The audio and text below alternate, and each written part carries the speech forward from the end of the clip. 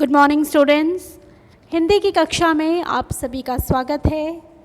आज हम पढ़ेंगे पार्ट 4 जिसका नाम है संज्ञा। इसे हम इंग्लिश में नाउन भी कहते हैं।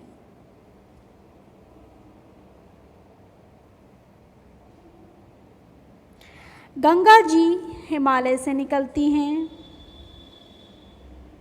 यह पहाड़ों की घाटियों में घूमती हुई मैदानी क्षेत्र में आ जाती हैं।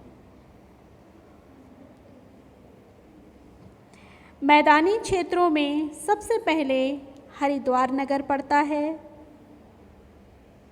हरिद्वार में देश विदेश से लाखों श्रद्धालु आकर स्नान करते हैं।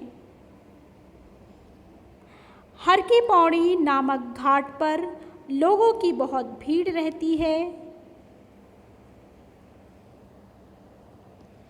गंगा जी में स्नान करके लोग स्वयं को पवित्र मानते हैं और आनंद का अनुभव करते हैं।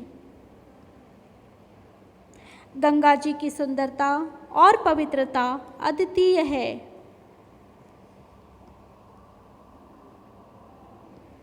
बच्चों, ऊपर दिए गए गद्यांश में रंगीन छपे शब्द किसी न किसी के नाम हैं।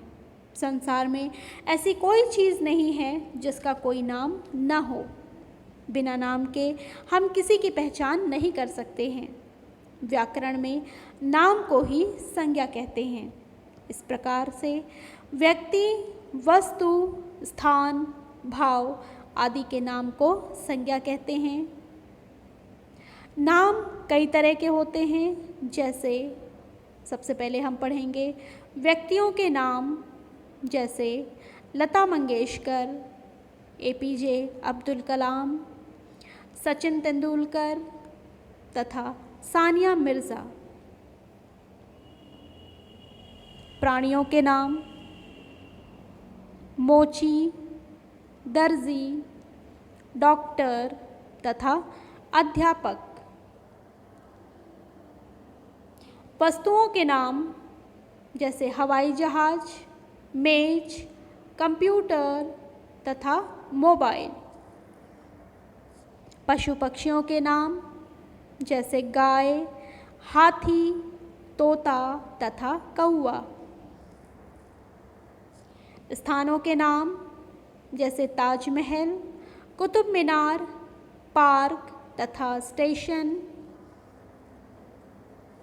भावों के नाम जैसे गरीबी, बुढ़ापा, बचपन तथा मिठास। अब पढ़ते हैं संज्ञा के भेद। संज्ञा के मुख्यतः 3 भेद होते हैं।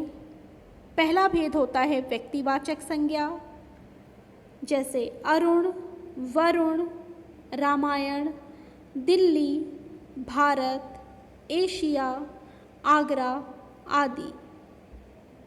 दूसरा है जातिवाचक संज्ञा, जैसे लड़का, लड़की, किताब, शहर, मेज, कुर्सी आदि। भाववाचक संज्ञा जैसे बुढ़ापा, गरीबी, अमीरी, बीमारी, स्वास्थ्य आदि। आइए अब कुछ विशेष बातें समझ लें संज्ञा के विषय में। जैसे संज्ञा के तीनों भेद विस्तार रूप में हम अगली कक्षा में पढ़ेंगे। अब कुछ बातें जो हम एक बार फिर से दोहरा लें, जो हमने इस पाठ में सीखा है। जैसे संसार में सभी का कोई ना कोई नाम अवश्य होता है। व्याकरण में नाम को ही संज्ञा कहते हैं।